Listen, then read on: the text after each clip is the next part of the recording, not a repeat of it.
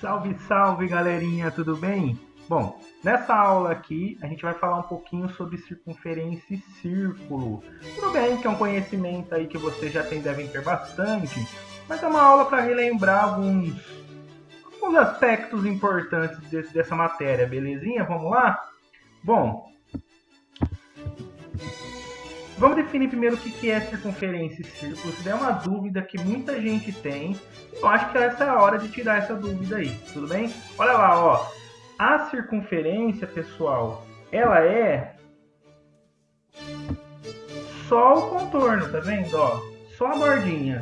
Ah, mas que tamanho que é essa borda? Não tem tamanho, é o mínimo possível. É só para identificar que existe um objeto circular ali, tudo bem? Já o círculo, gente, ele é todo preenchimento. Então, se não tiver esse preenchimento aqui, não se caracteriza um círculo, tá vendo? Então, o círculo é a região interna da circunferência, belezinha?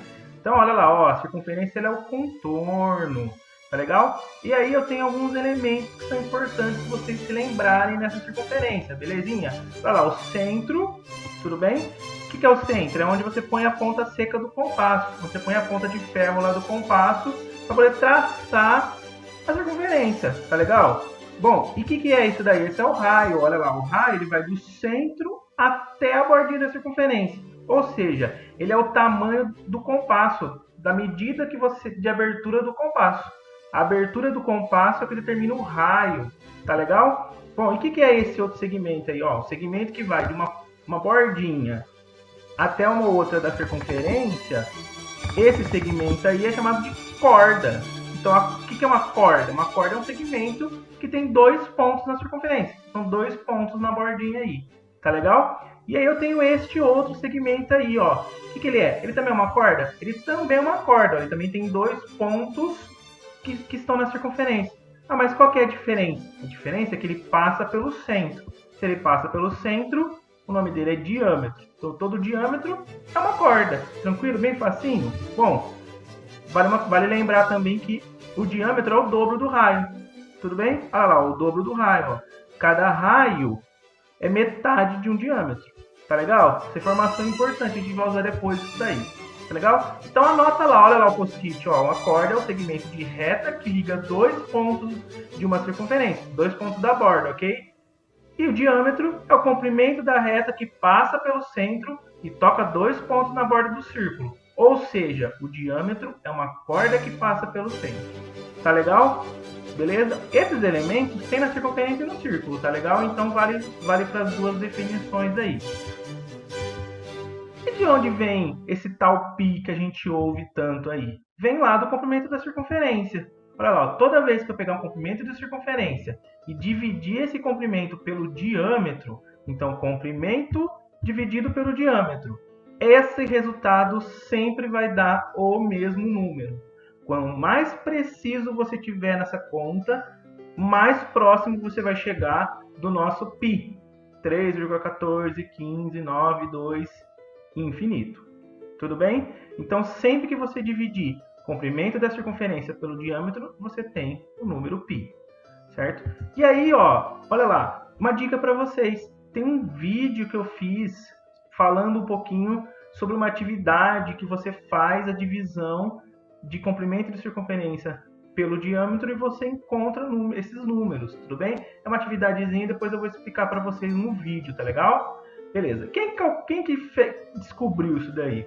Os primeiros estudos nesse sentido foram feitos por esse senhorzinho aí, ó, Arquimedes de Siracusa, lá no século 3 a.C. Esse senhor aí, ele era um espetáculo de conhecimento. Ele era um criador, inventor, um sábio filósofo, certo? E tinha várias invenções e vários estudos que tiveram o nome dele, tudo bem? Um dos famosos que tem aí é um que ele descobriu quando ele estava numa banheira tomando um banho, e aí ele saiu nu, correndo pela cidade, gritando eureka, eureka, encontrei, encontrei. Tudo bem, pessoal? Depois a gente pode até falar um pouquinho mais sobre o Arquimedes aí, essa mente brilhante do mundo antigo. Olha lá, século 3 a.C., ele já estava estudando circunferências ele percebeu que qualquer circunferência que ele fazia, de qualquer tamanho, sempre que você dividia ela pelo diâmetro, o comprimento pelo diâmetro, você sempre chegava no mesmo valor. Ele não sabia muito bem quanto que era esse valor. Inclusive, ele até achava que esse valor era um número racional. Depois a gente vai falar um pouquinho disso também. Mas, na verdade, ele chegou nesse valor aí, ó, essa fraçãozinha. 223 por 71 ou 22 por 7. Ele sabia que o π estava mais ou menos no meio. Todos os resultados que ele conseguiu descobrir estavam entre esses dois valores aí. Que se você transformar em decimal, você vai ter mais ou menos 3,14084507, 3,14285714. Como hoje a gente já sabe que um valor aproximado do π é 3,1415, ele estava muito próximo, aí uma aproximação aí de praticamente 3 casas decimais do valor do número π. Isso no século 3 a.C., galerinha. É muito conhecimento aí que esse senhor descobriu. Legal? E aí, ó, falando um pouquinho mais do número π, se você quiser saber um pouquinho mais disso daí, ó, assiste esse vídeo aí, ó, tá no meu canal. Esse vídeo é um vídeo curtinho, tem 7 minutos aí, e eu vou falar um pouquinho sobre o número π. É um vídeo um pouquinho antigo, né, já faz uns 3 anos aí, e ele é importante nisso daí, tudo bem? Então, eu acho legal vocês assistirem esse vídeo aí. E vale lembrar também que o número π ele é utilizado em muitos outros estudos dentro da matemática. Então é legal saber bem o que é o número π, tá legal? Então estudem aí esse número que ele é muito importante. Ele é um número irracional. O que é número irracional mesmo, professor, que eu não estou lembrando? Então vamos lembrar rapidinho aqui, uma revisão bem rápida do que é número racional e número irracional, beleza? Anote aí, ó. Número racional, olha lá, são aqueles que podem ser escritos na forma de fração. O que é fração? Tem um numerador e um denominador. É uma divisão, tudo bem? Quem que pode ser escrito na forma de fração? Número decimal exato, dízima periódica, que são aqueles números infinitos, e periódicos, que você vai repetindo o mesmo tanto aí, tudo bem? E os números naturais inteiros. Os naturais são os números de contagem, 0, 1, 2, 3, 4, e os inteiros são os positivos e negativos. Todo mundo desses números aí são possíveis de ser escritos na forma de fração. Ou seja, eles são números racionais, números que formam razão, ou seja, fração. Aí o irracional? Irracional não. O irracional são números que você não transforma em fração, que é o caso do número π, que é um número infinito, decimal, infinito e não periódico, ou seja, ele não se repete, ele não tem um tanto que se repete infinitamente. Tudo bem?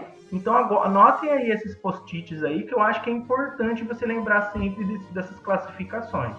Tá legal? Bom, dando sequência aí, a gente vai falar de duas coisas. Do comprimento da circunferência e da área da circunferência, ok? O comprimento da circunferência, lembrando que a circunferência é só o contorno, você vai pegar e dividir pelo diâmetro e vai chegar no π, não é isso que a gente acabou de falar? Então, o que eu posso fazer com isso daí? Olha, pegar o comprimento da circunferência, ele vai ser igual à multiplicação do π pelo diâmetro.